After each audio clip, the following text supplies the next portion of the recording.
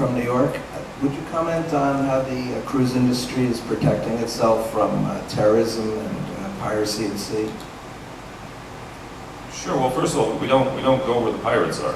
That's the main thing.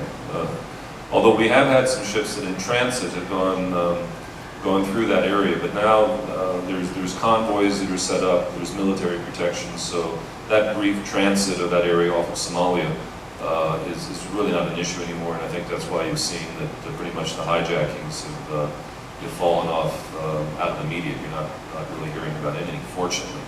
Also, I think the realities of trying to do something against a large cruise ship with thousands and thousands of people on board, I think even the terrorists realize that that's probably more than they want to take on. Typically, the ships that they're hijacking are commercial cargo vessels, container ships that have high value cargo that they can hold as ransom, and only about 20 crew members.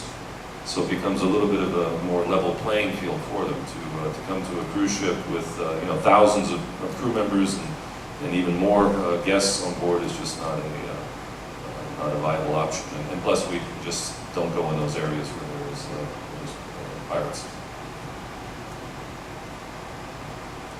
You've seen our laser gun up on the upper deck there? You know that? On the starboard side? It's our secret weapon. It's actually a crane that allows us to service Central Park because we have to exchange the trees and some of the plants. So to be able to take them off and load new trees on, we needed that crane, so we wouldn't have to hire a crane every time we need to do that. So, but it looks pretty cool. So we were thinking of putting like this blinking red light on the end of it and really scare people. Florida Young, Tulsa, Oklahoma.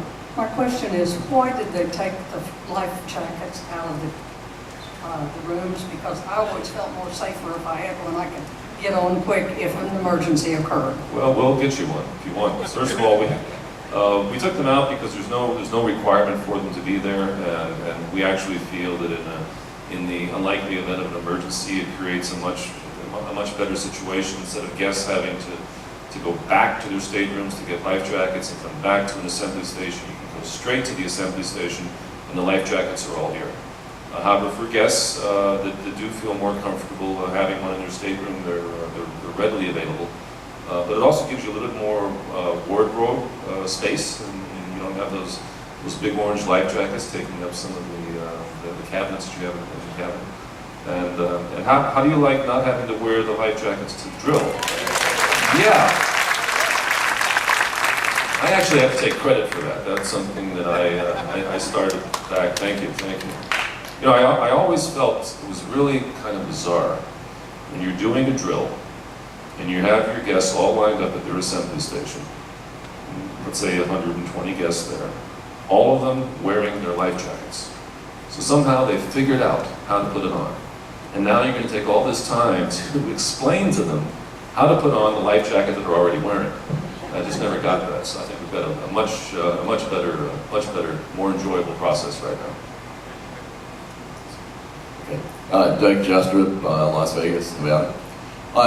Great ship. I just have, a couple of questions, one concern. On several of the Royal Caribbean ships that I've been on, there was always in the Windjammer a make-your-own omelet bar thing, and that was one of my favorite things. Get up early in the morning and be able to make my own omelet. Tell the guy what to do, and had all kinds of possibilities. And anyway, that's not here anymore, and I don't know. I kind of like omelets on vacations, I guess. So there's one concern I've got, and the other question, I guess, related to your internationalization point that you were making.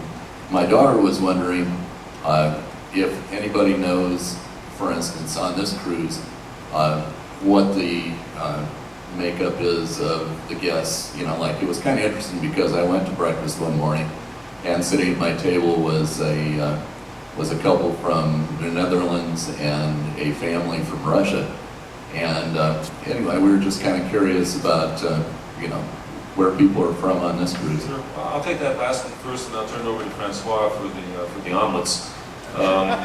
We have 68 different nationalities on board represented by you, our guests, right now. So we truly are a United Nations. We have 70 different nationalities represented by the crew.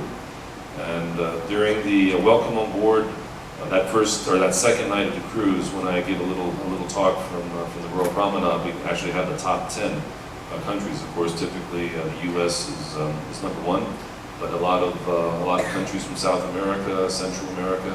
But the total is 68 different countries represented, and that's pretty typical for any cruise. So we are truly a United Nations together here. And Captain, before about the omelets, I just want to tell, in case you missed it, I did something new today that I normally don't do. And if you did watch on Channel 21, I think some of you were there today for the Aqua Theater show. We did a television show there, and I read each one of those countries out and how many people per country. You did the top 10 at your party, but I thought, because people have been asking, how many from? All 68? I read all 68. For instance, I know now that there's 100 Russians on board, so for 100 from Russia. So, and again, from the Netherlands, there was, I believe, 4. So again, if you want to know that, just go ahead and watch that on Channel 21 later on. And I listed every single country. Hi, I'm the omelette guy. Well, you've probably noticed we have numerous venues on board with food. We actually have 23 different outlets when we take also the back of the house for food. So we're still experimenting a lot of things. The Windjammer Marketplace or Windjammer Cafe, as you say, has been traditionally the place where we do this type of cooking.